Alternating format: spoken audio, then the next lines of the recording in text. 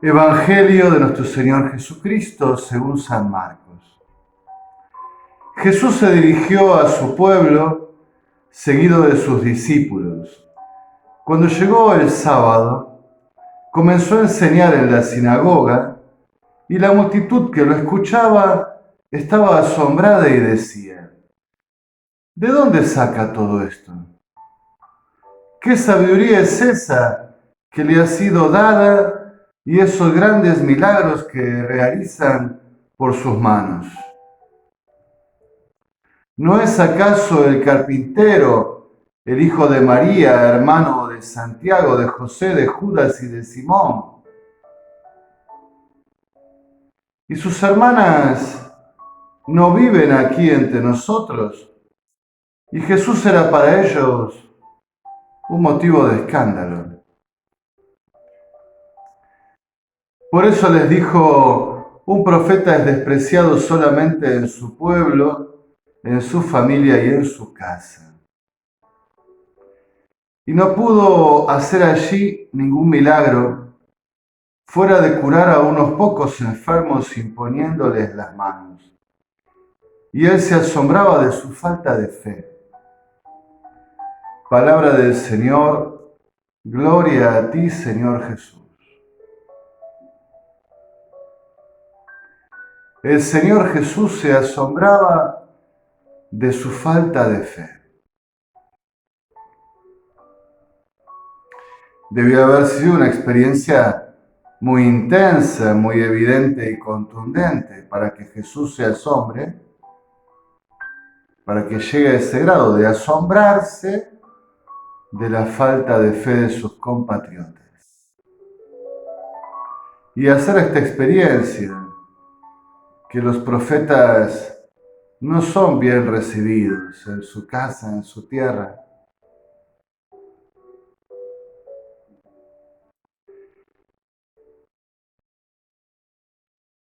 Evidentemente nos preguntamos todos si estamos recibiendo con fe a Jesús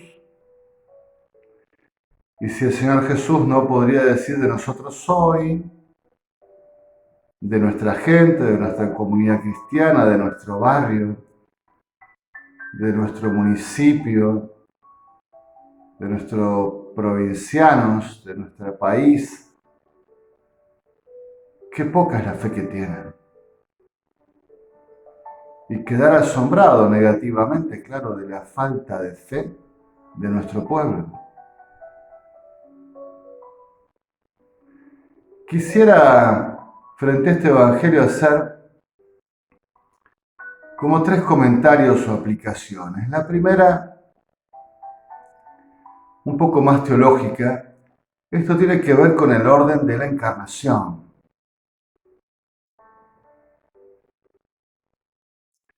Que Jesucristo, el Hijo Eterno, se ha hecho hombre. Este es un don de su condescendencia, de su benevolencia. Si no deja, sin embargo, de ser un carácter dual, por así decirlo. Porque por un lado Dios se acerca, se manifiesta, y Jesucristo el Hijo es el rostro visible de su Padre.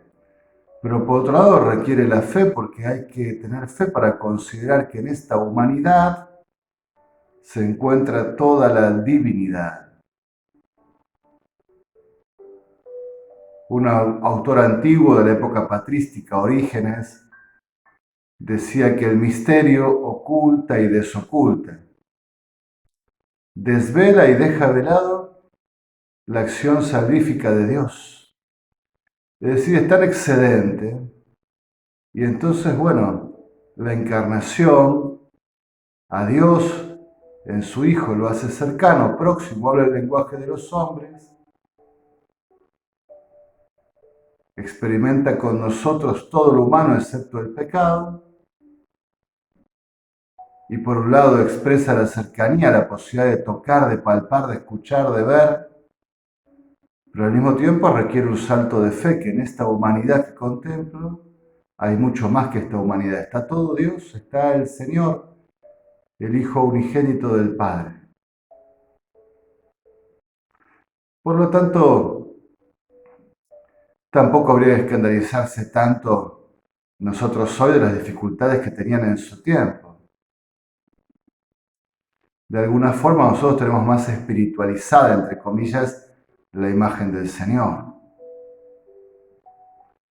Y si bien a veces decimos, ay, a nosotros también nos hubiera gustado lo de ellos, ¿no? Poder tocar, ver, palpar, escuchar, oír. Sin embargo, hubiéramos tenido la misma dificultad que ellos, ver esta humanidad encarnada de Dios. Y en esta humanidad abrirnos a lo que excede, es Dios hecho hombre. Pero en un segundo lugar pienso en el tema del profetismo. El profetismo generalmente no ha sido bien recibido, sino a posteriori, después que el profeta ha pasado por la historia, una vez que se ha corroborado su palabra, el profeta es venerado, aclamado como el hombre de Dios. Pero cuando estaba en vigencia, cuando era actual, sus contemporáneos tendían a rechazarlo. El profetismo es una experiencia muy, pero muy exigente. Es una escucha de la palabra de Dios sin ningún tipo de reservas. El profeta no escucha lo que quiere, no recorta lo que escucha, no selecciona lo que oye. El profeta intenta estar disponible para todo lo que Dios quiere decir, escuchar todo lo que Dios quiere comunicar. Y esto es desafiante para nosotros que muchas veces no queremos escuchar a Dios. O queremos escuchar solo algunas cosas y no las otras. No queremos oír la verdad completa, sino la que nos conviene, la que nos parece que es apropiada, de la que podremos sacar algún rédito, la que nos deja cómodos y confortables. Pero escuchar toda la palabra de Dios, con todo lo que trae e interpela, claro, es una aspiración de santidad, escuchar así a Dios. Y el profetismo así también lo quiere comunicar la palabra que escucha de Dios sin reservas. No selecciona, no dice esto está de moda y va a caer bien y esto va a caer mal, entonces lo censuro, lo recorto. El profetismo no traiciona, dice las cosas como las escuchó de Dios. Y no les anda dando vueltas, retorciéndolas, tergiversándolas, falsificándolas, mutilándolas, acomodándolas impropiamente para que tengan un buen marketing, para que tengan una buena recepción. El profeta no se guía por ninguno de esos mezquinos criterios humanos. Es un proyecto de santidad, escuchar a Dios sin reservas, cuanto quiera decirnos. Comunicar a Dios sin reservas lo que nos haya dicho. Esta escucha total de Dios y esta predicación total de lo que Dios ha comunicado hace del profetismo no solo una aspiración de santidad, sino una piedra de escándalo, de decisión. Al profeta lo amás o lo odias, lo aceptás o lo rechazás, no se deja acomodar, no se puede domesticar a los poderes y al espíritu de una época. Es fiel a Dios, viene del misterio, expresa el misterio, tiene libertad, no se deja condicionar. En este sentido también creo que por aquí Jesús encuentra poca fe en nosotros. Y en nuestra época, creciente descristianización. porque bueno, es para nosotros una piedra de escándalo, un desafío que nos resulta muy duro, muy árido, muy áspero, escuchar a Dios, pero escucharlo en serio, sin seleccionar, sin mutilar, sin censurar, sin acomodar. Porque escuchar lo que uno quiere es fácil, pero escuchar a Dios es difícil. Escuchar a Dios requiere la fe, la conversión, la aspiración de santidad. Si uno quiere ser mediocre e irla llevando así nomás, no puede escuchar a Dios. Y si uno quiere predicar, comunicar a Dios sin reservas, cuánta lucha, cuánto obstáculo, cuánta resistencia va a encontrar. Se asombraba de la falta de fe de sus contemporáneos, pero también hoy se podría asombrar el Señor de nuestra falta de fe. Y la falta de estos tiempos, la falta de fe en estos tiempos es abrumadora, abrumadora. Para finalizar, quisiera decir, como una aplicación quizás muy específica, que el que muy pronto va a estar en esta condición de asombrarse de la falta de fe del pueblo, van a ser los presbíteros. En la iglesia de Dios, los sacerdotes. Claro, a veces escuchamos que hay pocos sacerdotes, que hay pocas vocaciones. Los vemos maltratados muchas veces, porque el pecado y el escándalo de algunos parece que se extiende sobre todo el cuerpo presbiteral y hace que todos sean culpables, que todos seamos culpables, cuando no lo somos claramente. Hay como una mala prensa, una mala disposición hacia el presbiterado que ha sido creciente y orquestada también por los poderes de este mundo, sin duda, por el maligno que está por detrás. Hay un ataque directo del mal al presbiterado y al episcopado también. Pero además de estas situaciones, creo que tenemos que darnos cuenta que si a veces nos quejamos que hay pocos presbíteros, pocos sacerdotes, que en muchos lugares del mundo cuesta cubrir las parroquias, que ya no se pueden mantener las estructuras de antaño, la repartición jurisdiccional de otros tiempos. Y entonces nos parece que faltan sacerdotes. Muy pronto los curas van a experimentar que están sobrando. Esto va a ser una tremenda crisis vocacional para muchos, que no son requeridos. ¿A ustedes les parece que exagero? Si ustedes miran hoy la realidad de la iglesia, en la cual la pandemia ha dado un quiebre muy claro en la historia. La pospandemia muestra una iglesia donde han descendido profundamente la demanda de los sacramentos. Por múltiples razones los bautismos son muchos menos, también por la baja natalidad en muchos lugares. Pero también es menos la matrícula de los niños que se anotan para la catequesis o de los adultos o adolescentes que piden los sacramentos.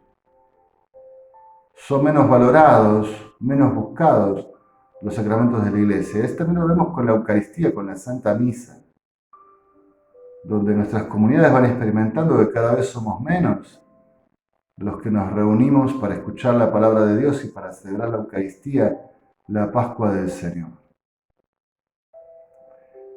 Y los pocos que a veces que somos, tampoco es que somos brillantes, que aspiramos todos a la santidad. Bueno, todavía hay mucha purificación que hacer.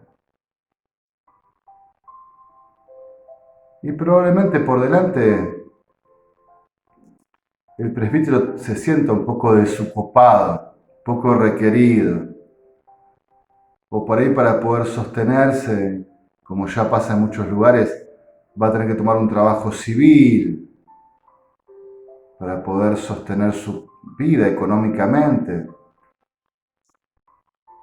Y a veces va a tener que juntar 2 o 3 comunidades porque la poca participación, las pocas colectas van a hacer que solo atendiendo 2 o 3 comunidades con poca envergadura pastoral puede intentar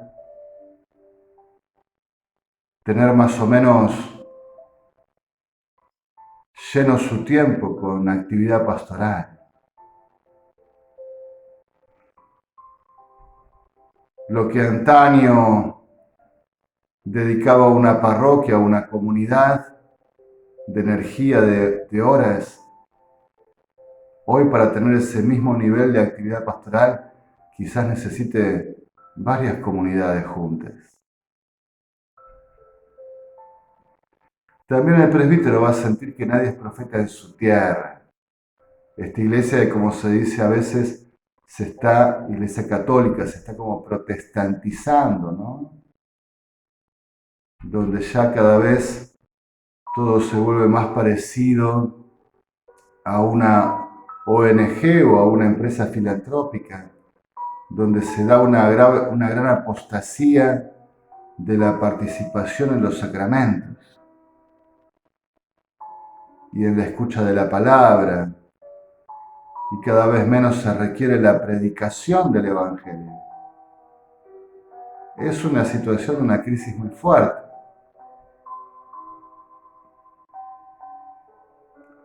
A Jesús esto no lo detuvo, tampoco debería detenernos a nosotros. No es una constatación alegre, da pena tener que decir, qué poca fe, cómo les falta la fe. Sin embargo, eso no impide que la sigamos sembrando, que la sigamos anunciando, que la sigamos viviendo. Yo a veces suelo decir que en el futuro próximo, que no está tan lejano, para que el cristiano vuelva a recuperar su rasgo escandaloso, tan propio del Evangelio, interpelar, hacer tomar decisiones a favor o en contra, ser revulsivo, como se dice, ¿no? No va a hacer falta mucho, simplemente seguir creyendo, teniendo fe en el Señor Jesús, rezando, escuchando la palabra, celebrando los sacramentos, viviendo la Eucaristía, la reconciliación. Va a ser algo raro, prontamente va a ser algo muy, pero muy raro, casi inédito. Bueno, no hay que detenerse. Como digo, no es una constatación alegre, da pena esta semejante y abrumadora falta de fe de los hombres de nuestro tiempo. Es hora de volver a sembrarla. Simplemente es hora de volver a sembrar la fe en un mundo descristianizado, cada vez más ampliamente pagano. ¿Tenemos que volver a comenzar? Sí, tenemos que volver a comenzar. Da tristeza que esta sea la realidad. Sin embargo, tenemos esperanza. Cuando Jesús comenzó, no había nada. Comenzó la fe en él desde cero, por así decirlo, o con los precedentes que tenía su pueblo acerca del Mesías. Cuando los apóstoles comenzaron, no había nada. Creamos en la fuerza del Evangelio. Sembremos la fe. En alabanza y gloria de la Santísima Trinidad.